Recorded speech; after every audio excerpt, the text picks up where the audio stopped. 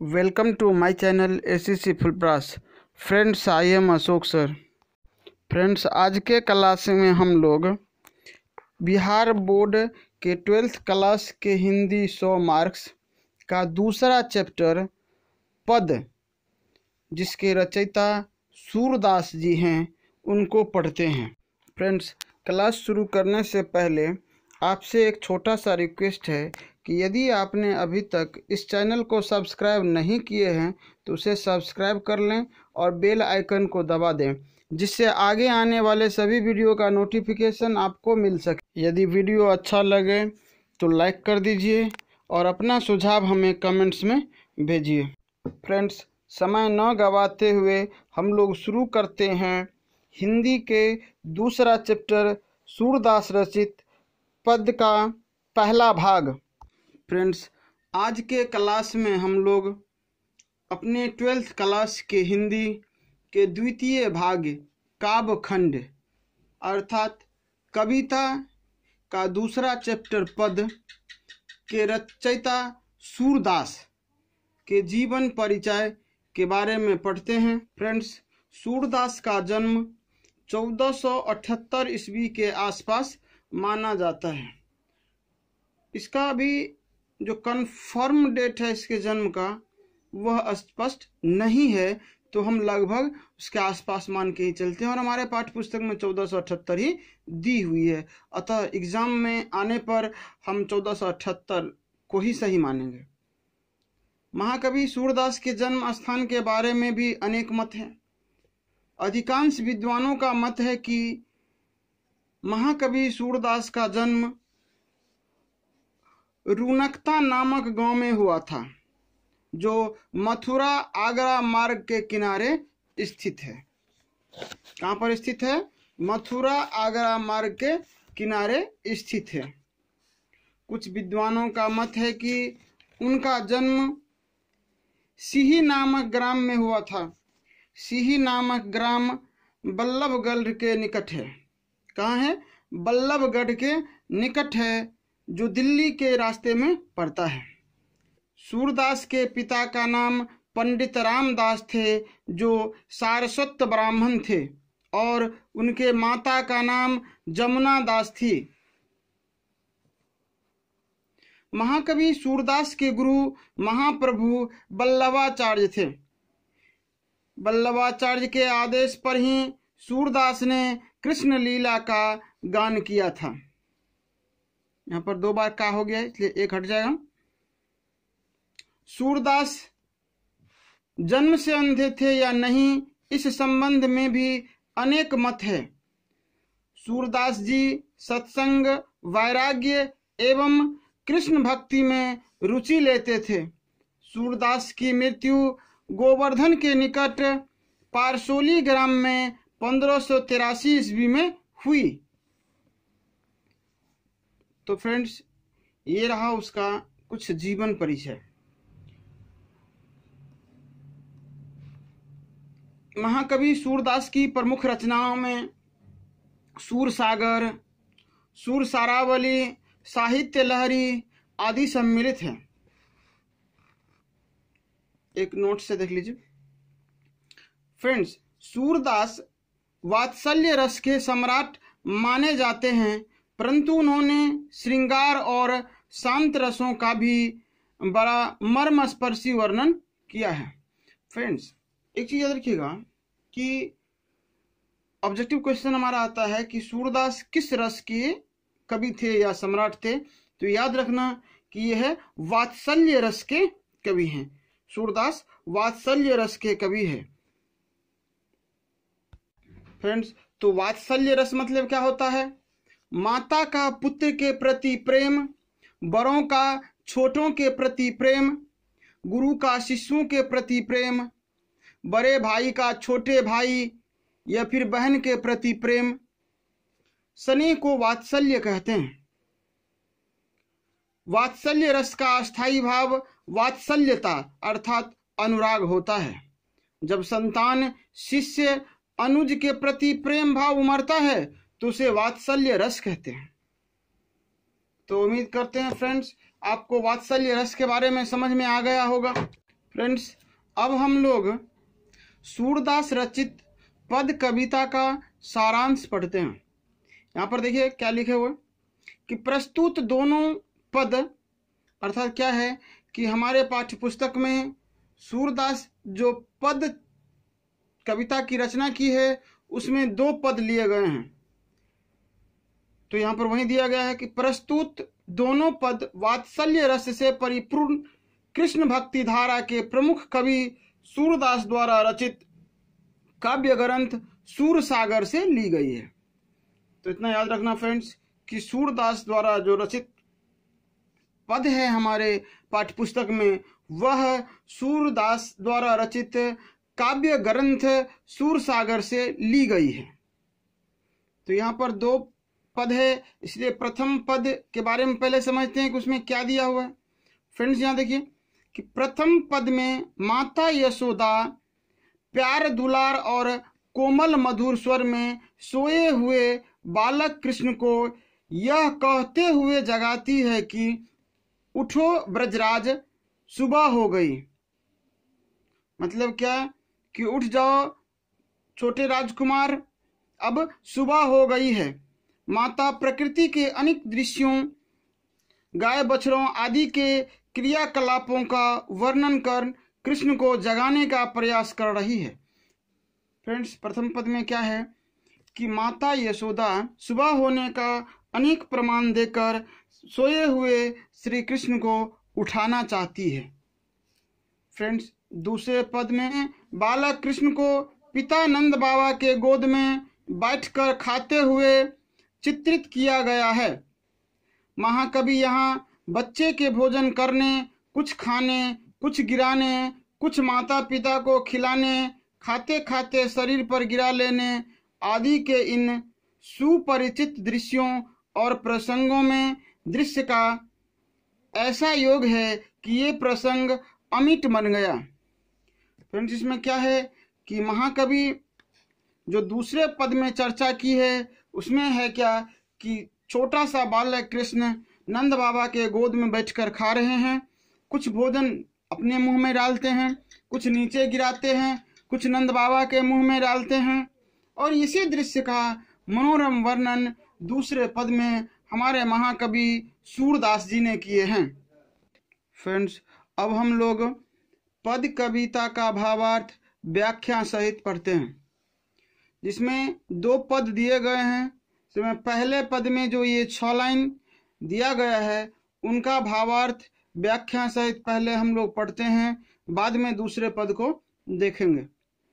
तो चलिए पहले लाइन पर, जागिए ब्रजराज कुंवर, कवल कुसुम फूले, कुमुद वृंद संकुचित भये, भृंग लता भूले। तमचूर खग रोह सुनहु, बोलत बनराई, रामभती गो, खरिकनी में बछरा हित धाई। विधु मलिन रवि प्रकाश गावत, नर नारी सुर श्याम प्रात, उठे अंबुज करधारी। तो ये 6 लाइन हमारे प्रथम पद में दिए गए हैं, जिसकी व्याख्या हम लोग कर रहे हैं। प्रस्तुत पद कृष्ण भक्ति शाखा के प्रमुख कवि सूरदास द्वारा रचित सूरसागर से उद्धृत है। इन पंक्तियों में कवि ने मातृ स्नेह का भाव प्रदर्शित करती है। इन पद में सोते हुए बालक कृष्ण को माता यशोदा दुलार भरे कोमल मधुर स्वर में सुबह होने की बात कहते हुए जगा रही है। फ्रेंड्स, सबसे पहले ये ध्यान रखना आवश्यक है किसी भी पद का व्याख्या करने के लिए कि वह पद कहाँ से ली गई है, उनके लेखक कौन है और वह पद में क्या कहना चाह रहा है, मतलब पद के द्वारा क्या वे बताना चाह रहे हैं। अब आते हम लोग प्रथम पद की व्याख्या पर। जो पहला पद उसमें से क्या था। पहला पद है, यहाँ पर देखिए आप दी गई है यहाँ कि जागिए ब्रजराज कुंवर, कवल कुसुम फूले, कुमुद विंद संकुचित भये, भृंग लता झूले। इनकी व्याख्या यहाँ पर की गई है। देखिए, माता यशोदा कहती है कि हे ब्रजराज, कुंवर अर्थात ब्रज के छोटे राजकुमार, अब जाग जाओ, उठ जाओ, उठकर देखो कितने सुंदर कमल के फूल खिल गए हैं। रात को खिलने वाली कुमुदनियां सकुचा गई है अर्थात रात्रि समाप्त हो गई है, भंवरे फूलों पर मंडरा रहे हैं। दूसरा वाक्य है कि तमचूर खग रोह सुनहु बोलत बनराई, रामभती गो खरी कनी में बछड़ा हित धाई।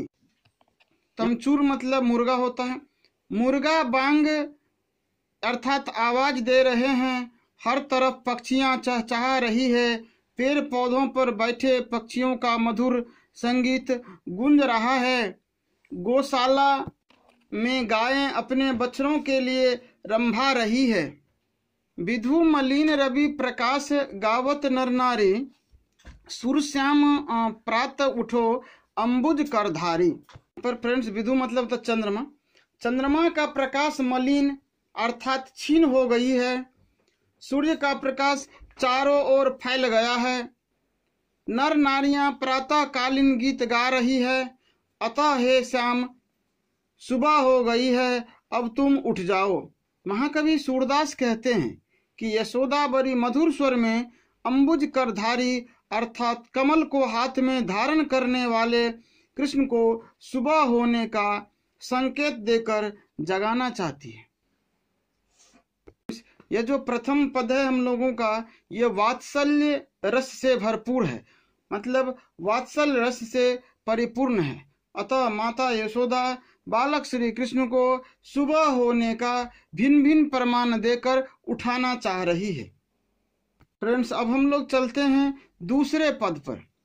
देखिए यहाँ पर, जेवत श्याम नंद की कन्या, कछुक खात कछु धरणी गिरावत, छवि निखरती नंदरनिया, बरी बरा बेसन बहु भातिनी व्यंजन विविध अंगनिया, डारत खात लेत अपने कर रुचि मानत दधी दोनिया, मिश्री दधी माखन मिश्रित करी मुख नावत छवि धनिया, आपुन खात नंद मुख नावत सो छवि कहत न बनिया, जो रस नंद जसोदा विलसत सो नहीं तीहु भुवनिया, भोजन करी नंद अचमन लिन्नो मांगत सुर जुठनिया। मैंने पहले पद में भी कहा था कि व्याख्या करने के लिए यह आवश्यक हो जाता है कि वह पद कहाँ से ली गई है, रचयिता कौन है और उसमें कहना क्या चाह रहे हैं। इसलिए दूसरे पद में देखिए कवि क्या कहना चाह रहे हैं। प्रस्तुत पद कृष्ण भक्ति शाखा के कवि सूरदास द्वारा रचित सूर सागर से संकलित है। उपरोक्त पद में कवि बालक कृष्ण द्वारा भोजन करते समय का रोचक दृश्य प्रस्तुत करते हैं। फ्रेंड्स पहला पद देखिए, जेवत श्याम नंद की कन्या, कछुक खात कछु धरनी गिरावत, छवि निखरती नंद रनिया।